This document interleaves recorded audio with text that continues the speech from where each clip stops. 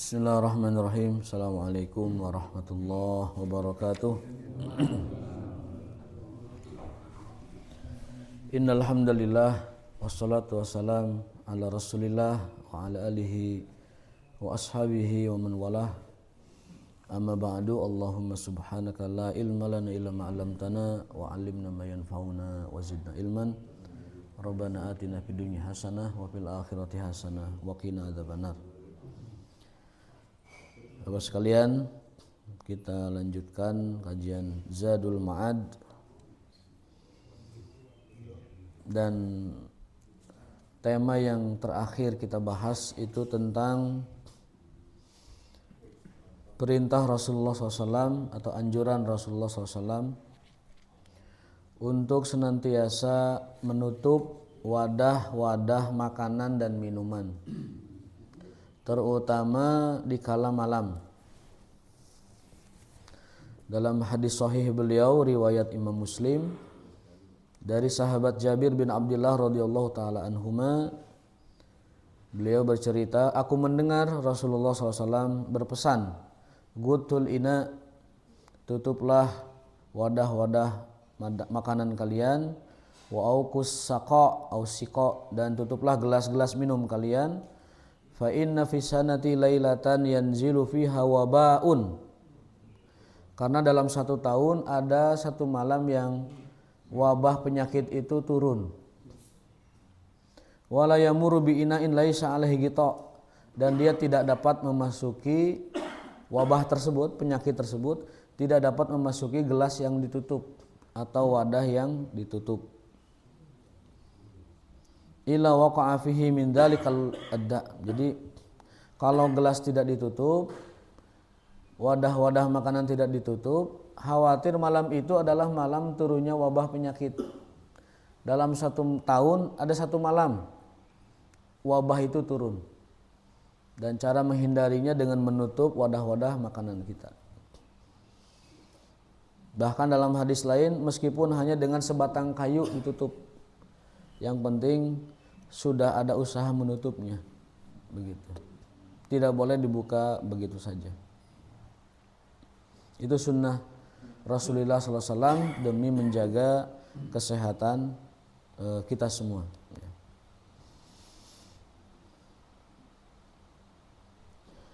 Wassaha anhu sallallahu alaihi wasallam annahu amara bi takhmiril ina walau an ya'ridu alaihi udan. Ini hadis nih. Hadis berikutnya, hadis dari riwayat Imam Bukhari. Beliau memerintahkan untuk menutup wadah meskipun dengan ya'rid alaihi udan. Udan itu cocolek kayu ya. Meskipun hanya meletakkan sebatang kayu.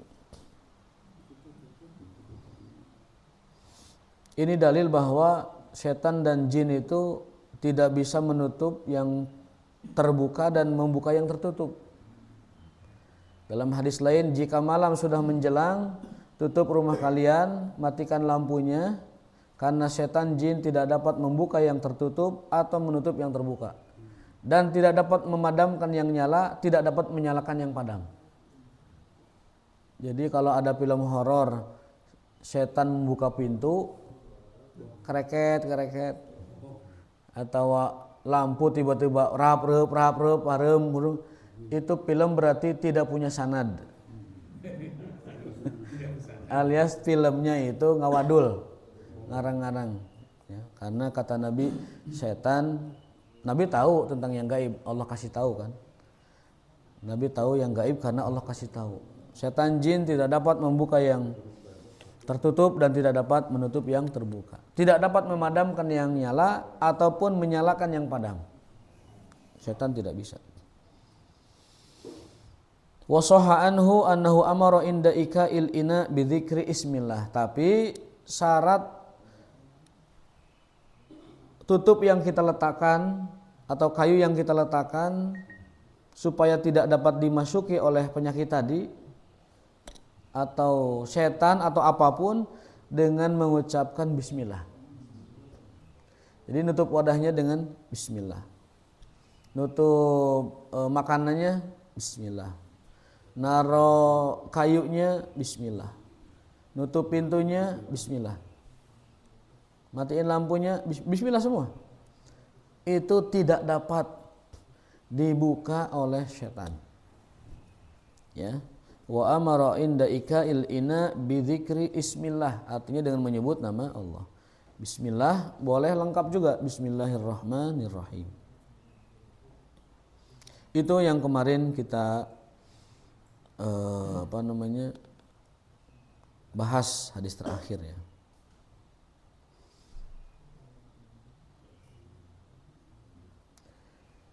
Wa rawal Bukhari fi sahihihi min hadis Ibnu Abbas radhiyallahu anhuma anna Rasulullah SAW naha anisyurbi min fisaqi. Rasulullah SAW dalam hadis sahih riwayat Bukhari dari Ibnu Abbas radhiyallahu taala anhu melarang seseorang minum dari mulut katel. Apa namanya? Katel kan, betul kan? Ditohtor gitu. Golokok. Jika wiro sableng, teu meunang kita. Minum nohtor dari apa? Nohtor dari ceret itu enggak boleh. Dilarang oleh Nabi SAW. Tapi kalau kendi juga baiknya mah dituangkan dulu ke gelas. Dituangkan ke gelas dan diminum. Ya. Itu anjuran sunnah Rasul SAW. Jadi sunnah itu kalau kita lakukan dapat pahala. Kalau tidak kita lakukan ya tidak berdosa. Itu sunnah Rasulullah. Tadi kita lupa sunnah kunut, tapi karena itu sunnah ya tidak apa-apa. Sesekali lupa tidak apa-apa. Karena itu sunnah. Kalau itu rukun wajib kita harus ngulang lagi sholatnya. Untungnya itu adalah sunnah. Jazakallahu khair. Baik, kita lanjutkan. Jadi manfaat mengikuti sunnah itu sehat, kemudian berpahala dan berkah. Ya. Mengikuti sunnah Rasul ada dua macam. Ada ittiba, ada ta'asi. Ada ittiba, ada ta'asi. Kalau ittiba itu dalam perkara-perkara yang berhubungan dengan agama, itu namanya ittiba. Salat rawatib, salat ba'diyah qobliyah ya rawatib, salat witir, tahajud, duha, salat mutlak, taubat dan hajat. Nah, itu sunnah. Kalau kita ikuti beliau itu namanya ittiba. Ittiba itu mencontoh Rasul dalam perkara agama.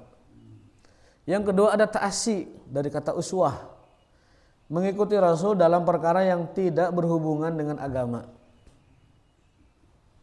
Jadi dapat pahala mengikuti Rasulullah SAW. Dan kategorinya bukan sunnatul ittiba tapi sunnatul ta'asi.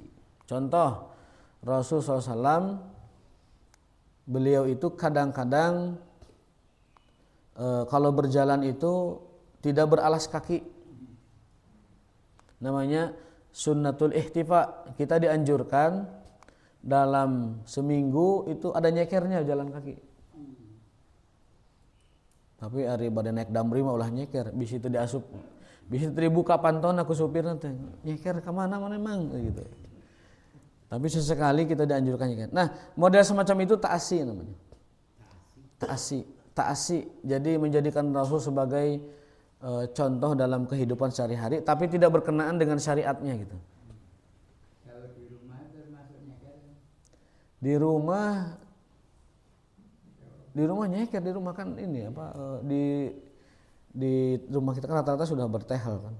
Ini mah kalau keluar Rasul SAW itu kadang-kadang itu nyeker. Itu namanya ta'asi. Kemudian beliau menyukai pakaian putih, itu ta'asi. Tapi kadang-kadang pakai yang hijau, ta'asi. Beda antara ngikuti ittiba dengan ngikuti ta'asi. Dan sahabat yang paling mengikuti Rasulullah SAW dalam keduanya itu Ibnu Umar radhiyallahu taala anhu. Kalau Rasul berjalan di satu jalan, beliau ikuti jalan ke situ. Tapak kaki Rasulullah diikuti sama dia. Tek tek tek tek. Rasul duduk di batu mana, dia duduk di situ. Rasul megang pohon mana, pegang pohon itu. Itu namanya ta'asi. Mengikuti Rasul dalam perkara yang bukan urusan agama. Tapi yang diperintahkan oleh Allah mengikuti Rasul itu ittiba. Qul in kuntum tuhibbunallah fattabi'uni, ittiba. Wa man yattabi' ghayra sabilil mu'minin nuwallihi ma tawalla wa nuslihi jahannam. Orang-orang yang berpaling tidak mengikuti jalannya orang-orang mukmin, nuwallihi ma tawalla wa nuslihi jahannam, dia akan tergelincir dan akan kami masukkan ke dalam neraka jahanam. Orang-orang yang tidak mengikuti jalannya orang-orang beriman, mahiwal berarti mahiwal dari orang-orang beriman, nuwallihi ma tawalla, dia akan tergelincir dengan yang dia ikuti selain orang beriman, wa nuslihi jahannam, dan dimasukkan ke dalam jahanam. Dan itu seburuk-buruk tempat kembali adalah neraka jahanam. Itu ta'asi ya. Rasul menyukai minuman yang manis dan dingin, segar ya. Dingin dulu, manis dulu, manis alami tentunya. Kalau manis sekarang manis buatan, manis pabrik ya. Rasul menyukai minuman yang dingin dan manis. Waktu saya nerangin ini di santri, atau teh pucuk sadek itu mah aja. Teh pucuk harum. Bukan. Beliau itu suka bikin minuman dari kurma atau dari buah apa, dimasukkan ke air ya. Disimpan 3 hari. Infus water. Kadang diminum hari pertama, kadang diminum hari kedua, ketiga, kemudian batasnya hari ketiga. Kalau hari ketiga lewat jangan diminum. Itu sudah jadi homer. Sudah jadi nabidh yang dilarang. Jadi Rasul itu senang, suka buat minuman itu tadi sediakan air, masukkan buah-buahan, kemudian diminum hari pertama, kedua, batasnya ketiga, jangan diminum lagi. Itu infus water yang sekarang terbukti menyehatkan. Kurmanya bebas, sesuai selera itu mah. Sesuai selera. Mau sakardus mah enggak. Pokoknya mah korma we. Bebas kurma nama. Sesuai dengan takarannya, kalau misalkan wadah infus waternya gede ya kurmanya banyak. Kalau wadahnya kecil kurmanya ya cukup 3 aja.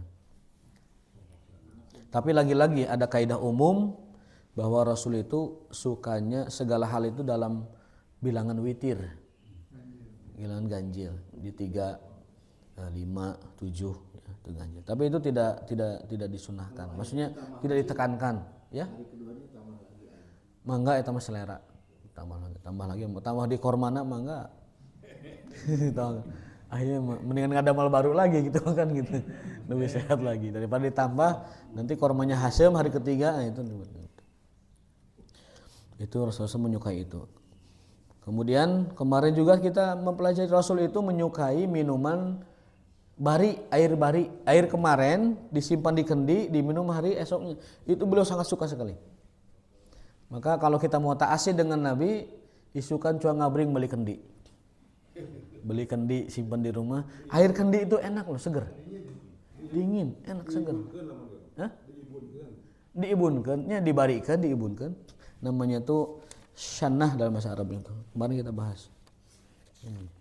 Nah ini. Hal min ma'in bata fi shinnatin fa atahu bihi fasyariba minhu. Hadis Bukhari menyebutkan bahwa Rasulullah SAW kalau mau minum suka bertanya, ada enggak air yang bermalam tadi? Nyebutnya air bermalam dalam bahasa Arab. Bahasa orangnya air bari. Gitu. Air yang diibunkan, yang dikemarinkan dan minum sekarang.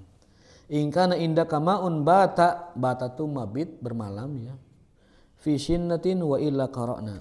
Jadi itu kemarin kita bahas hadis yang itu. Kalau di tempat lain enggak apa-apa. Di tempat minum ya. Kadang udah 2 hari. Emang rasa daging sama? Ya, sama saja. Sama itu juga air bari, sama air kemarin itu sama, kedudukannya sama. Tapi kalau ngikutin ta'asi ya kendi gitu. Kalau mau ta'asi kendi. Sunnah-sunnah seperti ini namanya ta'asi. Berbeda dengan seperti sholat sunnah itu ittiba. Ya. Saum sunnah misalkan Daud atau 3 hari per bulan itu ittiba karena merupakan ajaran agama. Gitu. Kalau model tadi mau kendi kah, mau ceret kah, mau gelas itu adalah ta'asi yang tidak berdampak langsung terhadap sikap kita mengikuti sunnah. Jadi berpahalanya itu pahala umum kita mengikuti sunnah, mengikuti kebiasaan Rasul SAW. Tapi kalau ittiba memang Allah perintahkan, fattabi'uni, ikuti Rasulullah SAW. Kata Allah Subhanahu wa taala. Gitu perbedaannya, supaya kita tidak menyamakan antara sunnah minum air dingin dengan manis, atau air kendi yang dimalamkan, dengan sunnah 2 rakaat qobliyah. Jadi itu tidak sama sunnahnya. Ini sunnah ta'asi, ini sunnah ittiba. Itu tujuan kita membagi sunnah Rasulullah SAW ke dalam 2 bagian.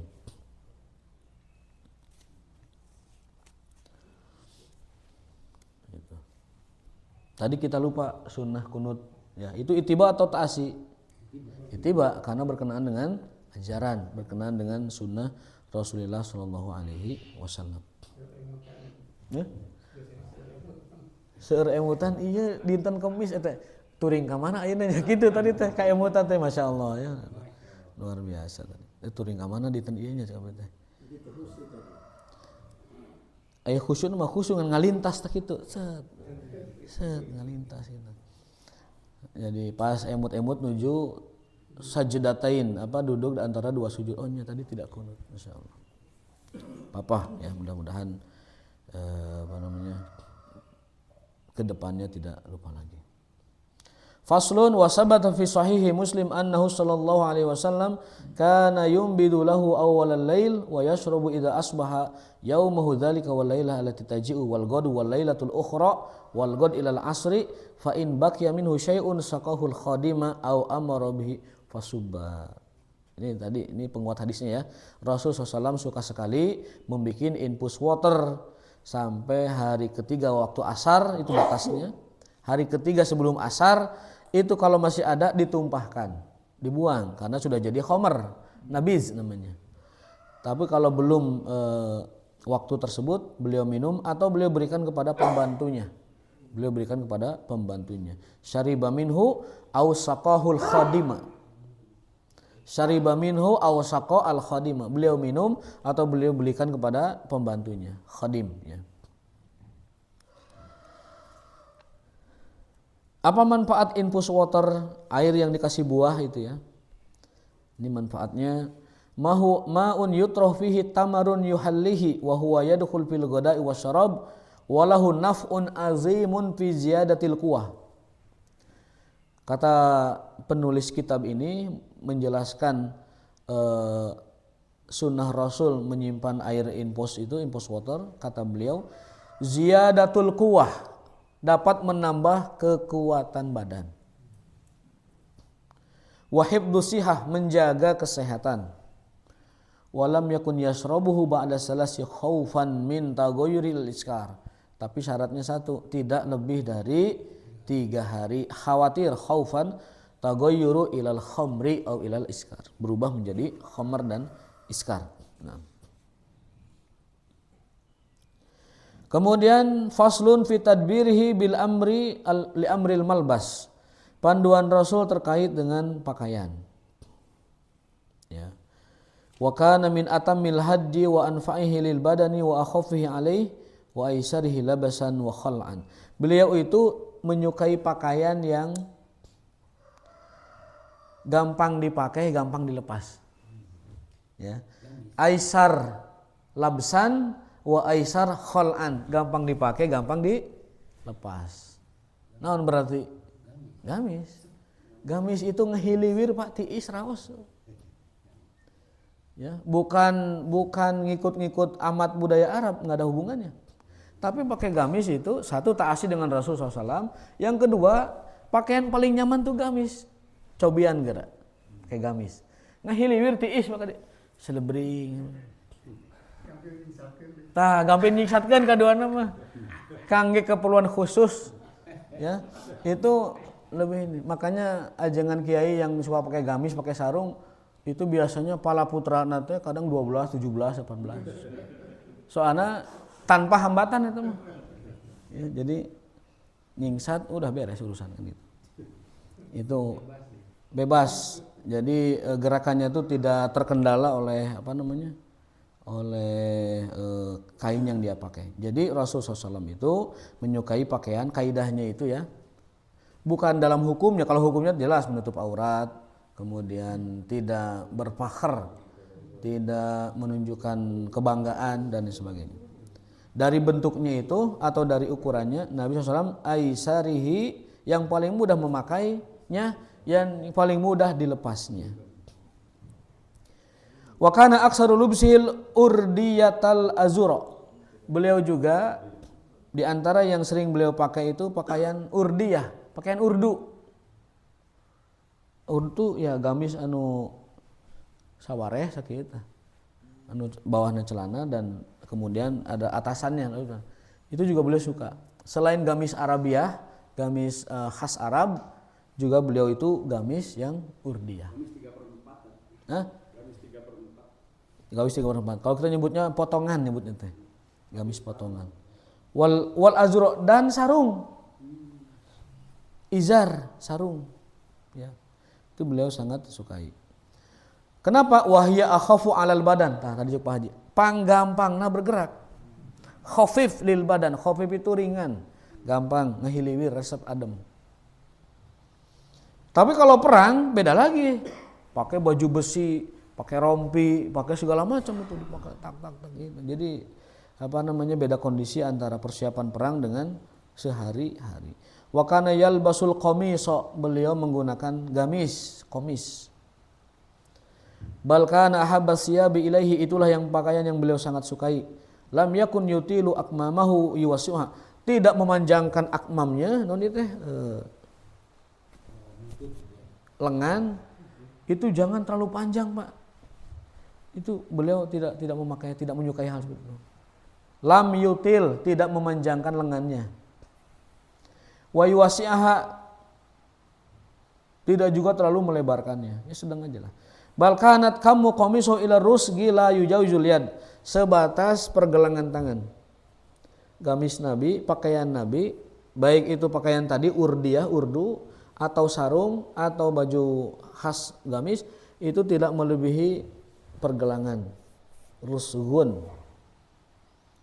Wa kana dzailu qamisuhu wa izarihi ila ansafis saqain, dan beliau memakai pakaian baik itu sarung ataupun tadi izar ataupun itu qamis itu sampai ke nisfus saqain, sampai betis di atas mata kaki. Itu sunnahnya demikian. Kata Imam Nawawi, perkara yang berhubungan dengan memakai pakaian di atas mata kaki ada 3 hukum. Ada 3 hukum terkait hukum memakai pakaian di atas mata kaki. Yang pertama, penjelasannya, kalau memakai pakaian sampai di bawah mata kaki, niatnya adalah sombong, maka itu dosa dan haram. Kalau niatnya sombong. Karena hadisnya itu Abu Bakar Siddiq pakai gamis ngambai. Di bawah mata kaki lah, ngambai pokoknya. Ngagapui. Lalu Abu Bakar datang, ya Rasulullah kalau gini gimana? Kata Nabi, amma anta ya Abu Bakar fala. Kalau kamu mah tidak wahai Abu Bakar. Gitu. Karena sebelumnya barang siapa yang memanjangkan pakaian sampai bawah mata kaki, khuyala'a, dengan niat sombong, bahwa finar, itu ancamannya neraka.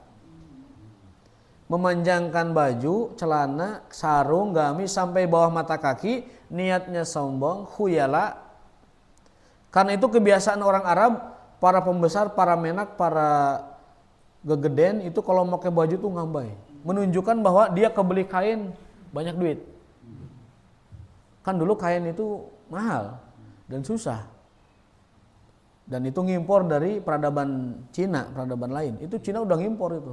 Udah ngekspor kain-kain itu ke negara-negara lain. Jadi itu orang-orang menak itu memanjangkan kain-kainnya. Oh, orang benghar kabelilah kain wae begitu.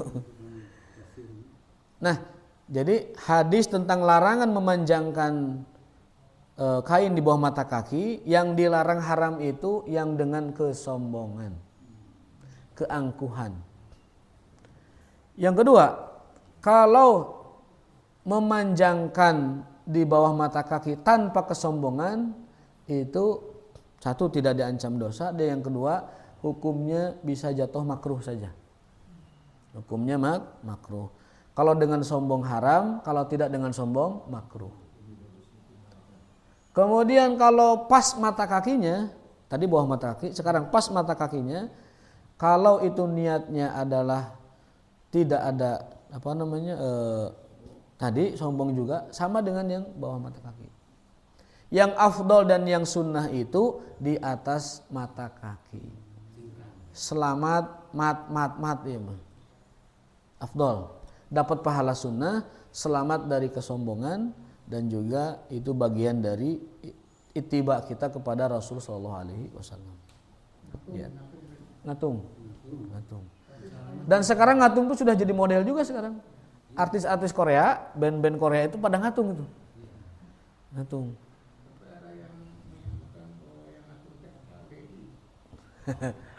Mungkin ada kesamaan, tetapi bukan kesamaan yang disengaja. Kabeneran we bareng. Seperti orang pakai jenggot, kemudian pemain Real Madrid semua pakai jenggot, kebetulan aja. Gitu. Pemain Chelsea bisa renggotan, barewokan kabeh itu. Nah, itu kebetulan. Salatnya sah, tapi tadi makruh. Kalau sombong haram. Jadi kata Nabi itu begini, kul walbas min ghairi israfin wala makhyalah. Ini panduan kita berpakaian dan makan. Makanlah, berpakaianlah tanpa berlebihan dan tanpa kesombongan. Maka hati-hati orang-orang yang orientasinya branded, hanya pakai pakaian yang branded, khawatir dia tidak bisa menjaga hatinya, menata hatinya, akhirnya tergelincir pada kesombongan. Tapi kalau niat pakai brandednya, niatnya sebatas ini mah saya beli kualitas. Karena yang branded itu biasanya kualitasnya nomor 1, boleh. Tapi kalau ngundang brandnya itu adalah trendy ataupun biar dianggap orang sosialita dan berasal dari kelas tertentu, itu Nabi melarangnya. Makanlah, minumlah tanpa berlebihan dan tanpa dibarengi sombong. Makanan, kalau niat membelinya dari yang brand adalah biar lebih higienis, sehat dan enak, silahkan. Tapi kalau mengejar makanan, niatnya adalah yang penting gua makan di sini, fotonya disebar ke seluruh dunia. Nah, itu kesombongan, tidak boleh. Ada orang yang bayar makan di tempat enak itu bukan nyari makannya, atau nyari selera, atau nyari higienisnya, tapi nyari fotonya. Kirim salam dunia, selfie. Khawatir tidak bisa menjaga hati, jatuh kepada kesombongan. Padahal gara-gara makan doang orang jadi sombong. Orang jadi makhyalah itu sombong. Dalam ayat innallaha la yuhibbu mukhtalan fakhura. Sesungguhnya Allah tidak menyukai orang yang mukhtalan fakhura, yang berbangga diri, yang sombong, yang tadi ingin berbeda dari orang lain. Ya, niatnya sombong, enggak boleh. Pakai gamis itu Ya. pakai celana dalam juga. Pakai celana dalam. Kalau tidak pakai celana dalam nanti ada yang tidak enak dipandang kalau itu.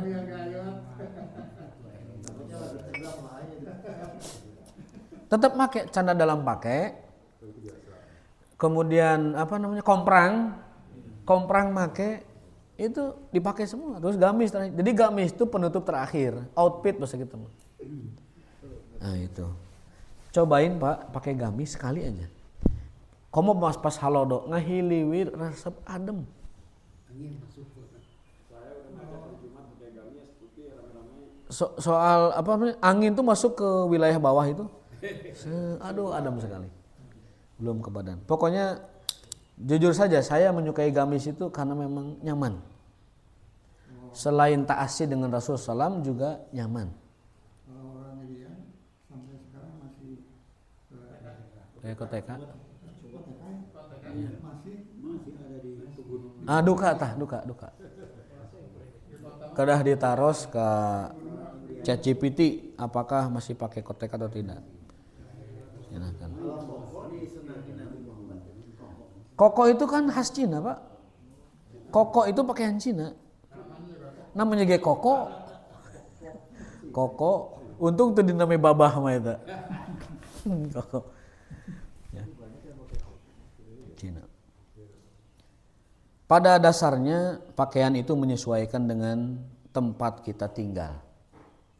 Pada dasarnya pakaian itu mengikuti tempat tinggal kita. Dalam kaidah bahwasanya la nukhaliful am illa fi haram. Kita tidak dianjurkan berbeda dengan kaum kita kecuali dalam perkara yang diharamkan. Jadi ngikuti. Namun kalau kita mau di atas itu terkait dengan cara kita beribadah itu afdol. Sehari-hari kita pakai pakaian kaum kita, tapi untuk ibadah kita taati dengan Rasulullah SAW. Pakai kopiah itu bagian dari muru'ah. Seluruh ulama sepakat kopiah itu bagian dari muru'ah. Apa muru'ah itu? Kehormatan.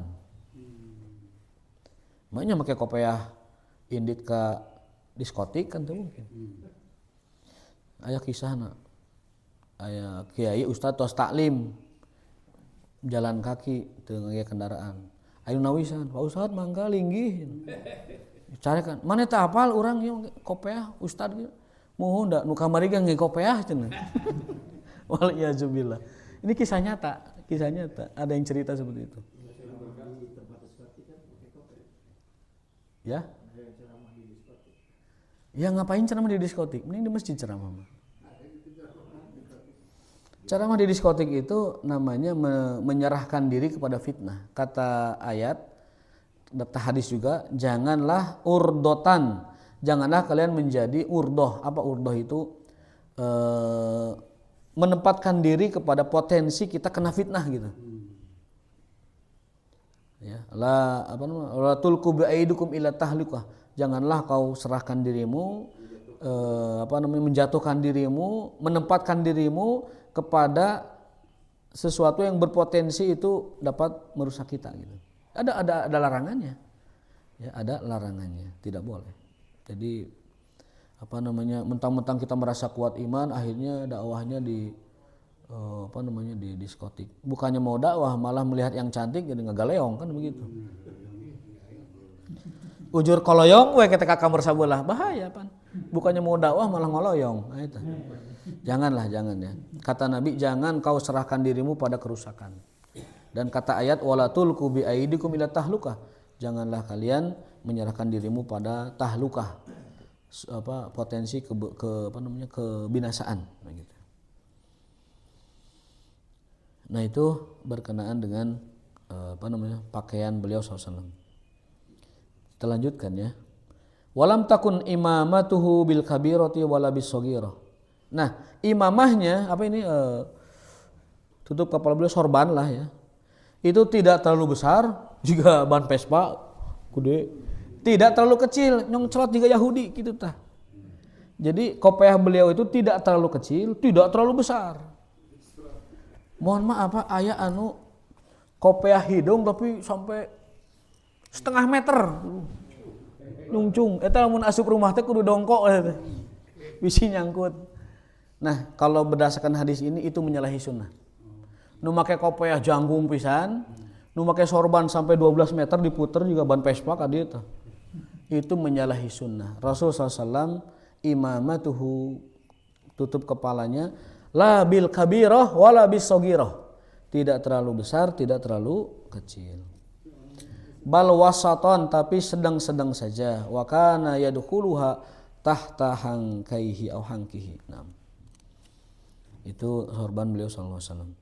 Wa kana yalbasul khifafa fi safari daiman. Nah, kalau perjalanan beliau memakai atau berpakaian khifaf yang ringan.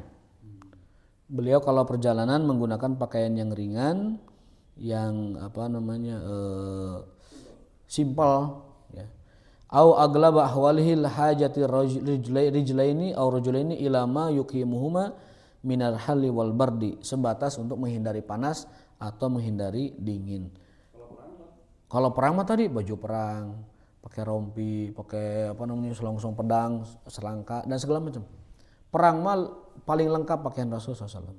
Dalam hadis, ma yambagi li nabiyyin idza labisa dar'a yakhlahu. Tidak pantas seorang nabi kalau sudah pakai baju perang mengundurkan diri atau mengcancel perangnya. Jadi dulu kisahnya begini. Ketika kaum musyrikin mau menyerang Madinah, ya. Perang Uhud atau Badar ya. Itu beliau musyawarah dengan masyarakat. Kita di Madinah ini akan diserang oleh orang Quraisy. Gimana keputusannya? Kita ambil musyawarah sekarang. Mau kita hadapi di Uhud atau kita biarkan masuk Madinah, kita hantam di Madinah. Nah, orang-orang sepuh mengusulkan, ya Rasulullah, biarkan mereka masuk ke Madinah, kita hantam di sini. Jebak dulu ke dalam, kita hantam. Itu usulan orang tua. Usulan anak muda, ya Rasulullah, kami usul mendingan dihadapi di luar Madinah. Disambut di Jorang, di Bukit Uhud. Nah, beda pemuda dengan orang tua beda. Orang tua mah tungguan antosan we Rasul antosan. Kayak mun aya cong cekek. Orang tua begitu. Kalau anak muda enggak, kita hadapi. Nah, Rasul saat itu menerima usulan anak muda. Jadi beliau itu selalu melemparkan urusan itu ke forum, ke musyawarah. Kecuali yang hubungan dengan wahyu. Kalau sudah wahyu tidak ada musyawarah. Tapi kalau itu hubungannya dengan muamalah, dengan strategi, dengan hal-hal yang bersifat politik dan segala macam, itu Rasul ngambil musyawarah. Selalu begitu. Ketika Khandaq juga minta pendapat, akhirnya bikinlah parit. Ketika Uhud minta pendapat, akhirnya. Kesimpulannya berangkatlah Rasul bersama pasukan ke Bukit Uhud. Nah, sebelum berangkat, anak muda ini berpikir ulang, aduh, karunya orang ngaripukeun Rasul kieu mah. Padahal mah kalau beliau inginkan enggak apa-apa, nyambut aja di Madinah. Anak muda menyampaikan keberatannya, rujuknya gitu. Dan mengatakan, ya Rasulullah, jika engkau keberatan, enggak apa-apa, kita ikutin saran orang tua aja. Kita tunggu musuh di Madinah, kita hajar. Jadi anak muda menarik usulannya kembali. Rasul sudah pakai baju perang. Apa yang beliau katakan? Tidak pantas bagi seorang nabi kalau sudah pakai baju perang melepaskannya kembali. Kaditu hayu. Nah, gitu. Jadi tegas. Kalau sudah pakai baju perang jangan mundur, maju. Akhirnya berangkatlah ke Uhud dengan menggunakan baju perang. Jadi kalau mau perang Rasul pakainya baju perang. Orangnya kudu taktis dan praktis, efisien gitu. Jangan sampai ke pasar pakai baju sholat, gamis, pakai pakaian yang susah bergerak. Kamu pas caringin menu lauk teh lauk atau daging-dagingan, kan itu tuh aya bukit sampah di dieu tuh. Kayak gamis mah repot. Jadi pakainya sepatu boot, pakai celana yang menyesuaikan dengan tempat seperti itu. Jadi beda kondisi, beda pakaian.